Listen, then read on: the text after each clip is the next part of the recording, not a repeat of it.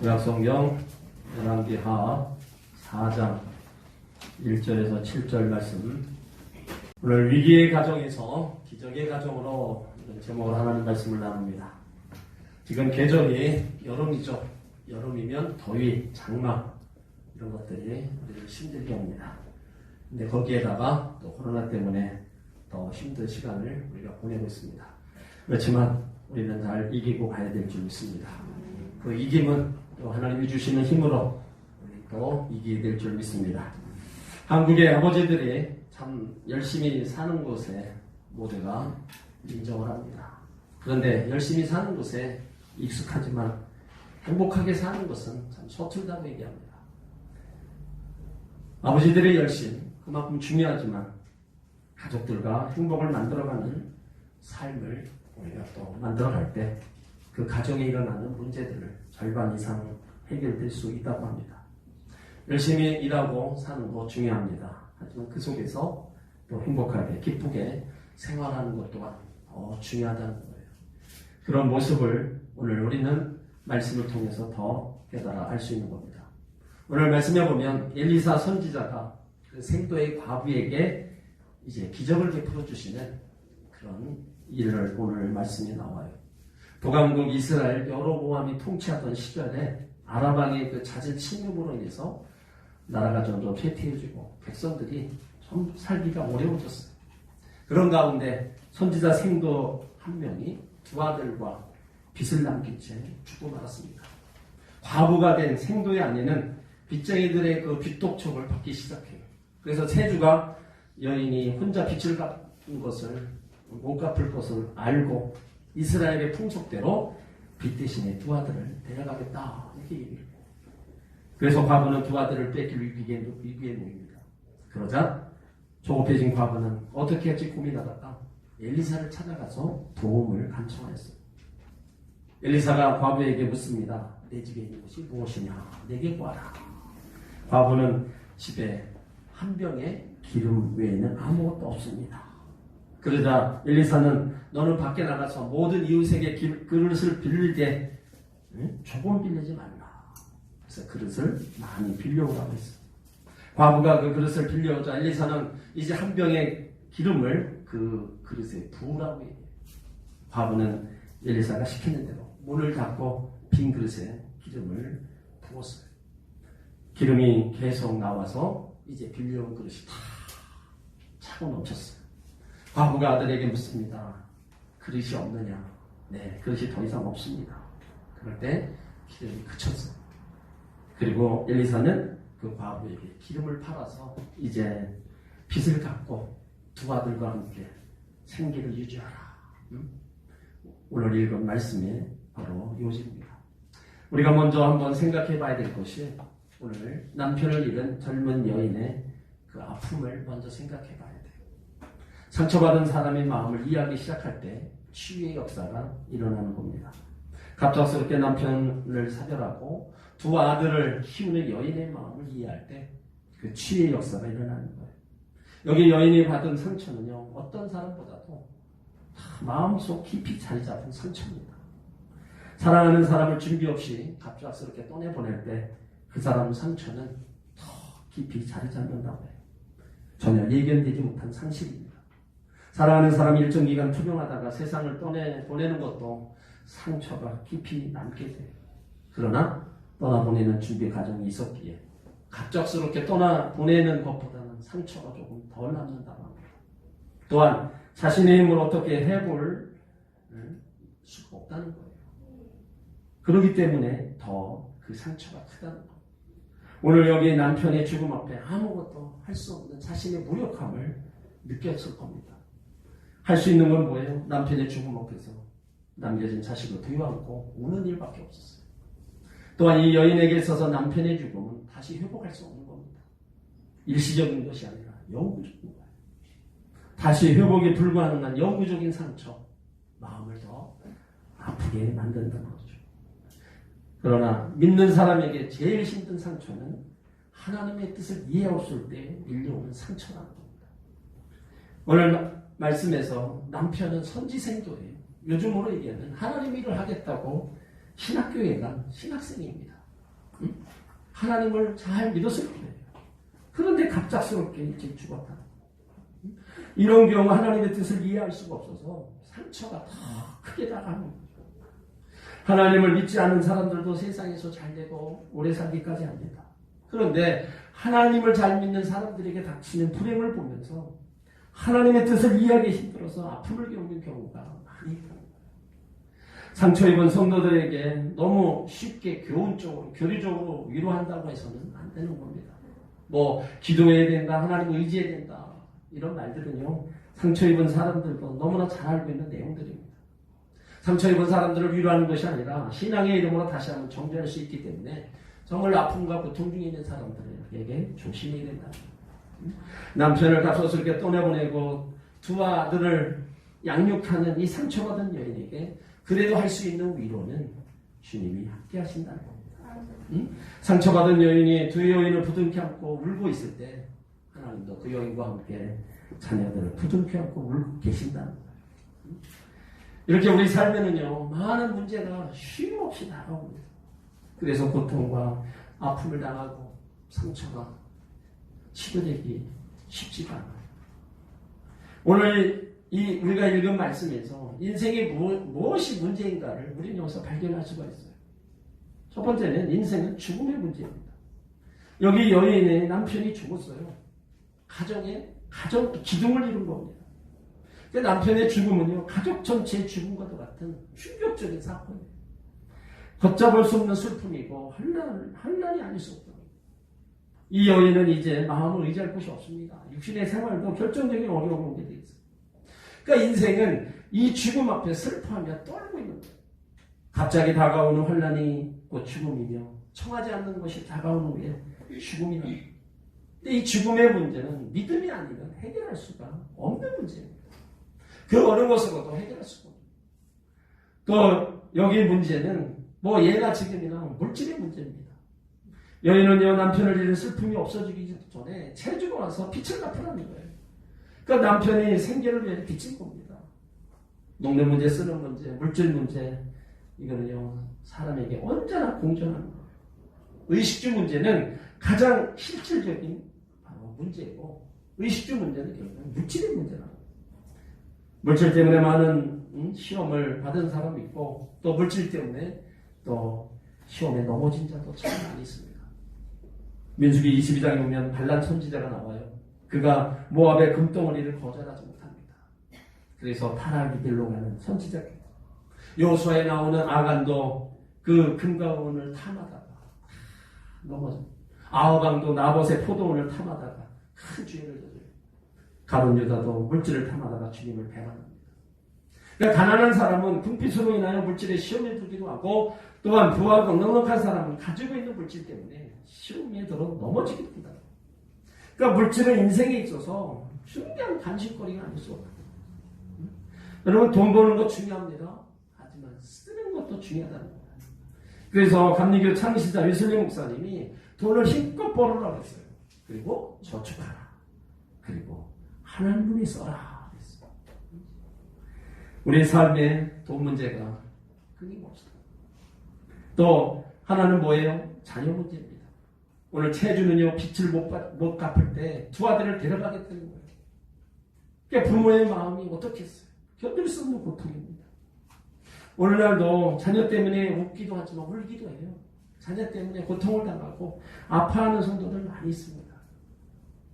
그러니까 많은 이 문제들이 우리 가운데 이렇게 계속 찾아오고, 예수를 믿는 사람이나 믿지 않는 사람에게나 누구에게나 이 어려움이 다 그런데 예수 믿는 하나님의 자녀들에게는요, 어려움을 이길 수 있는 길이 있습니다. 어려움을 이기게 하시는 분이 있습니다. 그것을 오늘 우리 가운데 확실하게 보여주고 있다는 거예요. 오늘 1절 말씀을 여러분 보세요. 선지자의 생도 아내 중에 한 여인이 엘리사에게 부르짖어 가로되. 자, 여기 한 사람, 이 여인의 부르짖음을 여러분 한번 보세요. 응? 하나님을 찾아서 기도하는 그 기도의 사람인 것을 여기서 발견할 수가 있다는 거죠. 그러니까 어려움이 있으면 일단 하나님께 부르짖는 것이 중요하다는 겁니다. 가장 먼저 해야 될 일이라는 거예요. 한 여인이 엘리사에게 와서 부르짖는 행동은요, 우리가 하나님 앞에 나와 부르짖고 기도하는 것을 말합니다. 어려움을 당할 때 감당치 못되는 문제가 있다고 해서 혼자 고민하고 염려하고 포기하고 죄에 빠져서 낙심하고 앉아있는 게 아니라 하나님 앞에 나와서 기도하고 있는 모습을 보여주고 있어요. 그 기도의 내용이 뭐예요? 채주가 와서 나의 두 아들을 취하여 종으로 삼고자 한다는 거예요. 지금 자신의 사정을 토로하고 간청하고 있습니다.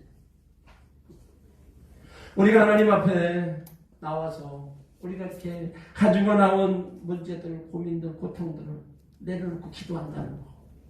여러분, 이거는 내가 모든 것을 하나님 앞에 이제 옮겨드리는 거예요. 내 손에 있던 이런 문제와 아픔들을 하나님 손으로 옮겨놓는 겁니다. 시편 34편 15절에 보면 여호와의 눈은 의인을 향하시고 그 귀는 저희 부르짖음에 기울이시는도다. 의인의 눈은, 하나님의 눈은 의인을 향하신다 그랬어요. 귀는 부르짖는 사람의 귀를 들으신다.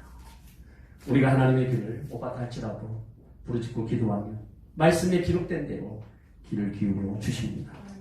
하나님 앞에 간절히 열심으로 우리는 또 찾는 그 부르짖음이 있어야 될 줄 믿습니다. 소경 바디메오가 예수님 지나가실 때 다윗의 자손이요, 다윗의 자손 예수요, 나를 긍휼히 여겨주옵소서. 이 간절한 기도, 부르짖음, 그때 예수님이 이렇게 말씀하십니다. 마가복음 10장 51절을 보면 예수께서 일러 가라사대 내게 무엇하여 주기를 원하느냐. 소경이 가로되 선생님 보기를 원하나이다. 그가 보기를 원해서 예수님을 불렀더니 예수님이 그의 음성을 들으시고 그에게 치유의 은혜를 베풀어 주셨습니다. 바디메오가 부르짖지 않았다면요, 주의 음성을 들을 수가 없었고 보게 되는 치유의 은혜를 얻을 수도 없었어요. 그러므로 우리가 가지고 있는 어떠한 아픔과 상처와 고통이 있다 할지라도 여러분 부르짖어야 되는 거예요. 하나님을 찾아야 된다는 겁니다. 환난 날에 나를 부르라 말씀하고 있어요. 내가 너를 건지리니 내가 너를 용화롭게 하리라. 여러분, 환난 때 부르짖어 응답받은 사건들이 성경에 참 많이 나와 있어요. 창세기 21장에 하갈도 광야에서 목말라 죽게 되었을 때 하나님 살려달라고 기도했더니 그 광야에서 하나님이 하갈에게 생수를 주었어요. 한나도요, 하나님께 기도해서 자녀를 얻었고, 히스기야 왕도 죽을 병에서 그렇게 하나님 앞에 살려달라고 기도했을 때 살아나. 요나 선지자도 하나님께 부르짖어 기도해요. 물고기 뱃속에서 왔습니다. 그러니까 기도하는 사람은요 결코 나가지 않습니다. 하나님께 부르짖고 기도하는 사람을 통해 하나님이 여태까지 역사해 오셨고 크고 비밀한 것으로 알지 못하는 것으로 우리 가운데 응답해 주셨어요. 예레미야 33장 3절에도 그래서 너는 내게 부르짖으라 내가 내게 응답하겠고 내가 알지 못하는 크고 비밀한 일을 내가 보이리라. 여러분, 응답이 어떻게 임해요? 내가 알지 못하는 일로, 내가 생각지 못한 곳으로 하나님이 응답해서 그 일을 보여주신 겁니다. 그러므로 기도는 하나님의 손을 움직이는 것이고 하늘의 축복을 받는 겁니다. 기도하는 사람만이 하나님으로부터 응답을 받는 겁니다. 요즘 모두가 힘들죠. 힘들 때 하나님을 찾아 기도하는 사람도 있어요. 하지만 혼자서 염려하며 불안하게 지내는 분들이 있습니다. 오늘 여기 한 여인의 이 부르짖는 행동을 보면서 우리가 하나님께 나와 부르짖고 기도하는 것이 얼마나 중요한 것을 우리가 알 수 있어요. 여러분들도 가지고 있는 여러 가지 문제와 아픔과 불안 속에서 하나님 앞에 더 맡기시고 기도하시기 바랍니다. 기도하면 하나님이 역사하셨습니다. 기도하면 죽은 자를 살리는 하나님의 놀라운 역사를 분명히 이루어 오셨어요. 그러므로 기도가 끊어지지 말고 항상 깨어 기도하는 여러분들 되시기를 주의 이름으로 축원합니다. 또 하나님이 어떻게 지금 그들에게 기적을 베풀어 주셨냐? 오늘 2절 말씀에 그것이 나와요. 내 집에 무엇이 있느냐? 내 집에 있는 것이 무엇이냐? 내게 구하라. 저가 가로되 계집종의 집에 기름 한 병 기름 외에는 아무것도 없나이다. 이게 뭡니까? 하나님이 현재 가지고 있는 것 가지고 축복하신다. 엘리사가 과부에게 물었죠. 내가 가진 게 뭐냐? 과부는 기름 한 병뿐입니다. 여러분, 여기 인생의 고민이 여기 있어요. 왜 내게는 기름 한 병밖에 없을까? 좀 더 많이 있으면 얼마나 좋은가? 왜 내게는 넉넉한 물질이 없나? 응? 왜 나에게는 좀 더 건강하지 못할까? 왜 나에게는 능력이 이렇게 많지 못할까? 다른 사람은 재능도 많은데 왜 나는 이처럼 재능도 별로 없을까? 왜 나는 저 사람들이 가진 저것이 왜 나에게는 없나? 늘 인생의 고민이 이겁니다. 오늘 여기 기름 한 병뿐이라고 말하는 것을 들은 엘리사가 뭐라고 그래요? 그것뿐밖에 없냐? 이렇게 얘기하지 않았어요. 그것으로 충분하다는 거예요. 우리 마음속에 기름 한 병의 고민과 기름 한 병의 한계를 다 가지고 있어요.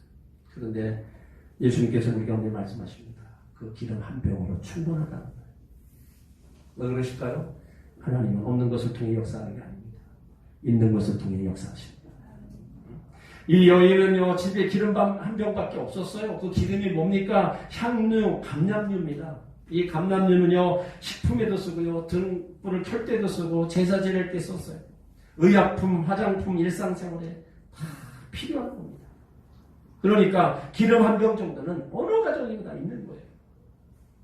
여러분, 우리가 없다고 못한다고 부정적인 생각을 갖고 있지 마시고, 하나님 내게 있는 것을 통해서 하나님께 영광 돌리게 하여 주옵소서 하고, 내가 가지고 있는 걸 가지고 주님 앞에 나와야 되는 거예요. 건강이 있으면 그 건강을 가지고 나와야 되고, 재능이 있으면 재능을 가지고, 있는 믿음을 가지고 우리가 주님 앞에 드려야 된다는 겁니다. 하나님은 항상 가지고 있는 것을 통해서 일하시고 역사하셨어요. 모세도 가지고 있는 지팡이를 가지고 홍해를 가르고 반석을 쳐 물을 내게 만들어주셨어요. 사로가 가보도요, 자기가 가지고 있는 한 줌, 가루 한 줌, 기름 한 방울로 주의 종을 대접하고, 그거 대접하고 나니까 가뭄 내내 통해 가루와 기름이 떨어지지 않는 부여의 축복을 주시고 보호해 주셨습니다. 오병의 기적도 마찬가지예요. 한 아이가 가지고 있는 그 보리떡 5개, 물고기 2마리, 이것 가지고 예수님이 축사하셨을 때 5,000명이 먹고 남는 기적을 베풀어 주셨습니다. 그러므로 하나님께서는요, 있는 것을 통해 역사하십니다. 여러분, 복도 마찬가지입니다. 내가 복이 있어야 복이 달라붙는 거예요. 내가 복받을 의인도 안 되고 복받을 사람도 안 되는데 그 복이 나한테 달라붙겠어요? 아닙니다. 그래서 뭐예요? 복에 복을 더하신다는 게 뭐예요? 복이 있는 사람에게 복이 더 달라붙는 겁니다. 은혜도 마찬가지입니다. 내게 은혜가 있어요. 사모함의 은혜가 있고 내게 간절한 은혜가 있어요. 그 은혜가 더 그 사람에게 임하는 거예요. 현재 내가 가지고 있는 거, 여러분, 이것이 있어야 하나님이 역사하시는 거예요.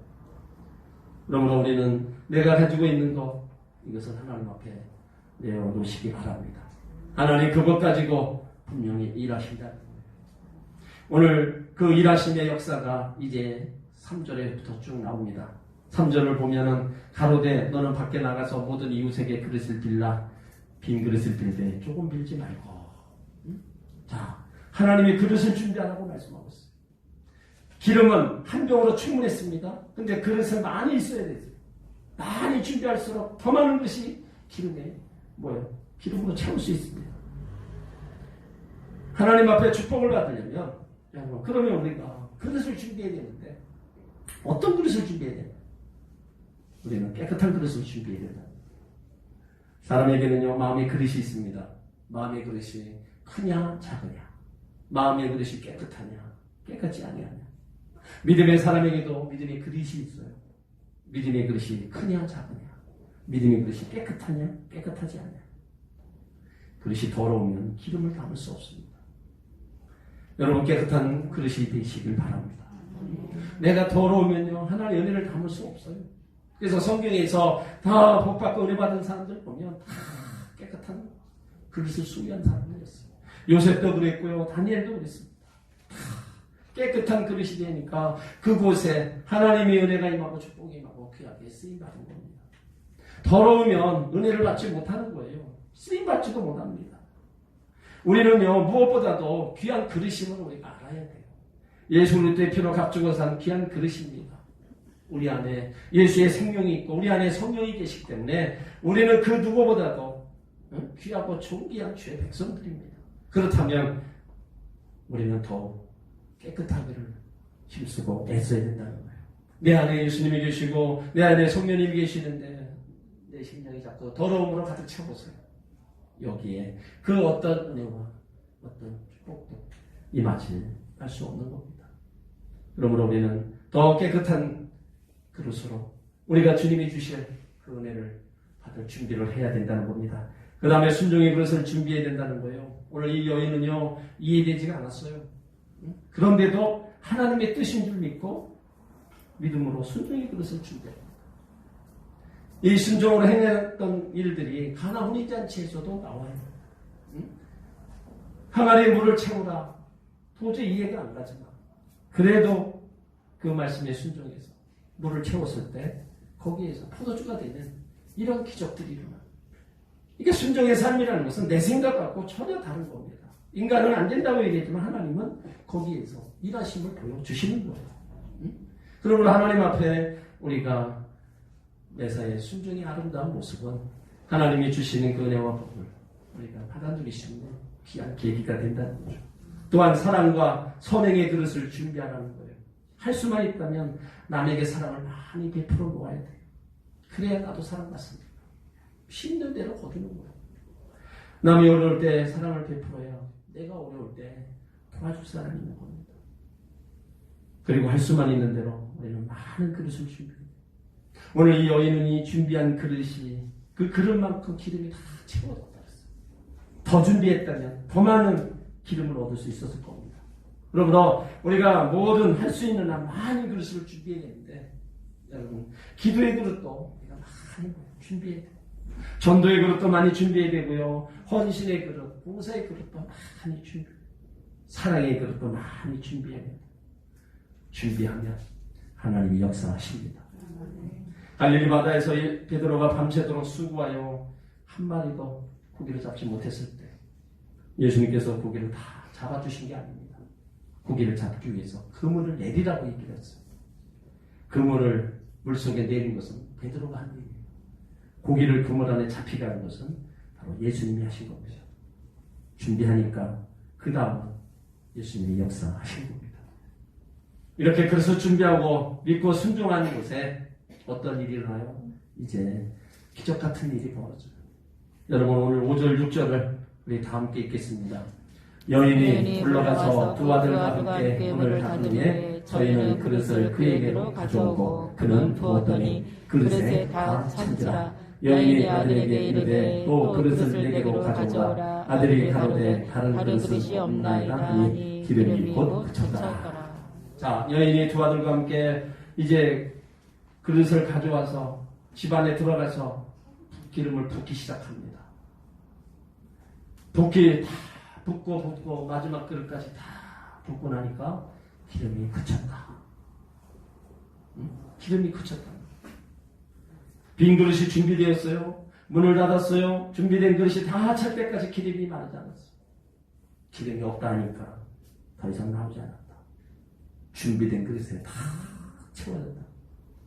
여러분 이렇게 미리미리 우리가 준비한다는 게 얼마나 하나님이 역사하시는 것을 어려울 때 이렇게 보는 겁니다. 그러므로 믿음으로 준비하고 순종으로 준비하고 기도로 준비하고 우리가 말씀으로 은혜 받으면서 정말 신앙생활 우리가 해나가면요 하나님은 위기 때 이렇게 기적을 베풀어 주시는 거예요.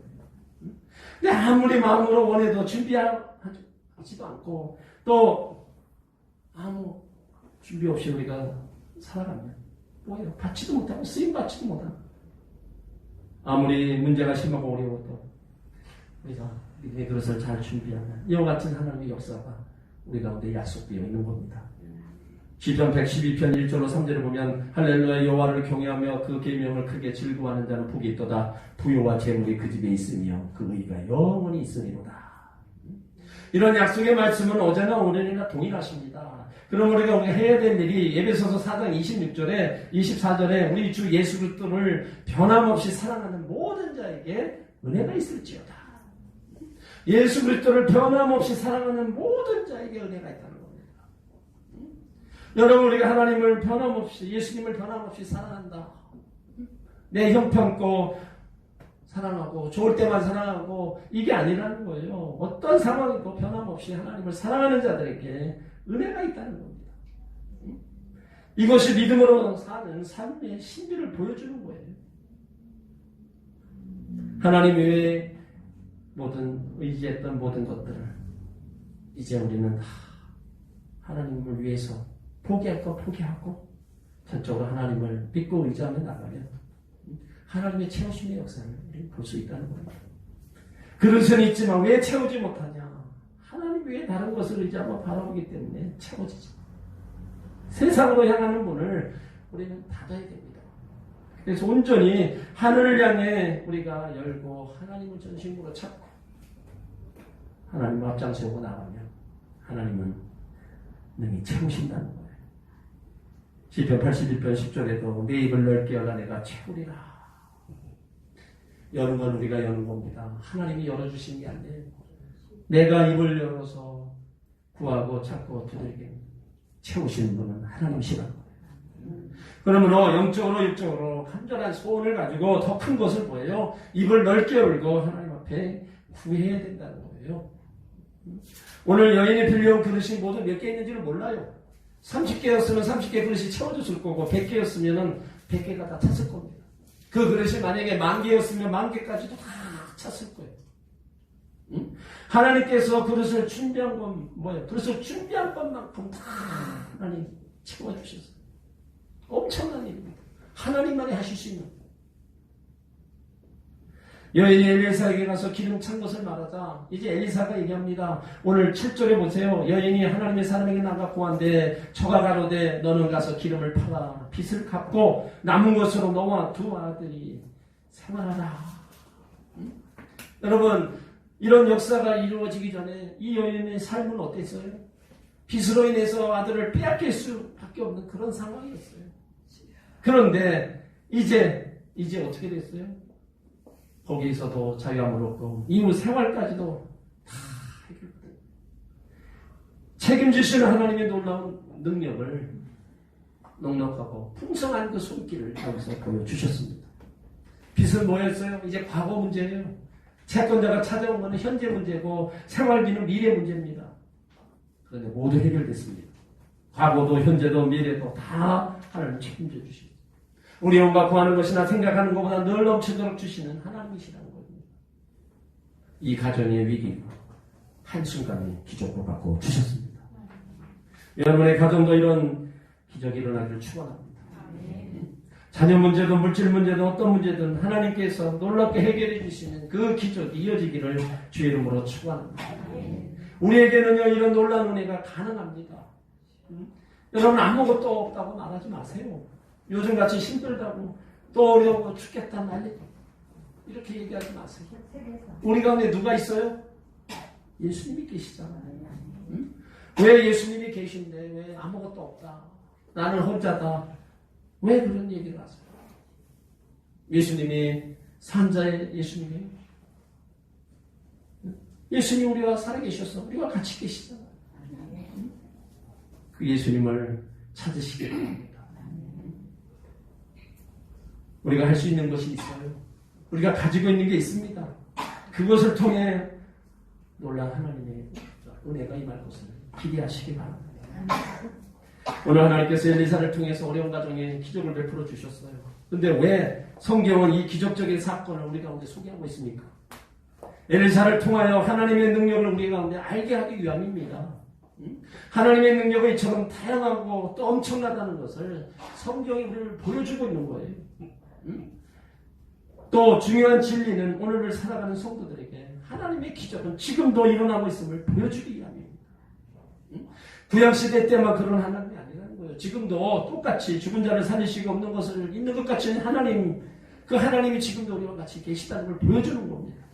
그래서 힘들고 어려웠을 때 기적의 주인공으로 다시 한번 달려가라는 거예요. 우리의 미래까지 책임지시는 하나님께 정말로 내 모든 것, 내 생명까지도 내어 맡기고 어떤 환경, 고난, 핍박이 다가와도 믿음의 전진에 나가기를 원하신다는 겁니다. 이렇게 하나님을 찾고 하나님 앞에 평상시 우리가 아름다운 믿음의 길을 갈 때 물질의 문제든 자녀 문제든 어떤 문제든 간에 우리는 하나님의 손길을 경험하게 될 겁니다.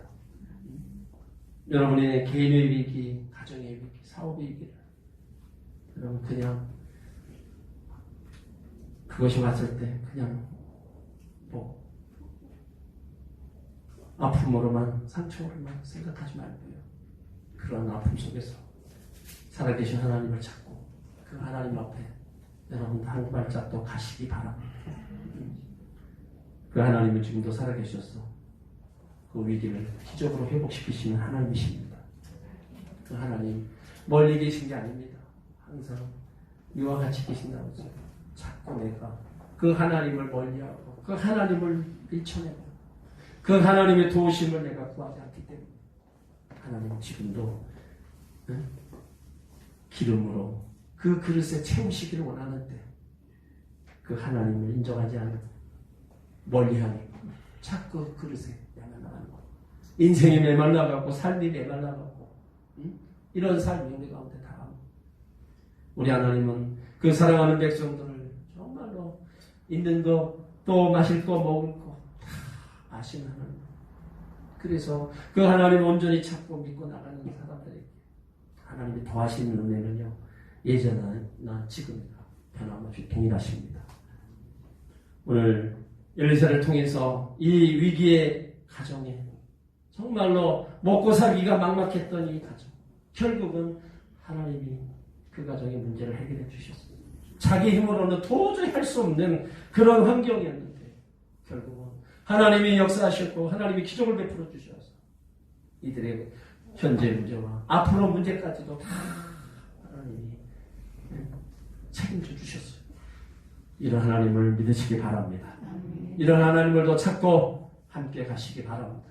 그러면 우리 일생 당하는 그날까지 하나님이 그릇에 기름이 떨어지지 않도록 늘 채워주실 줄 믿습니다. 기도합니다.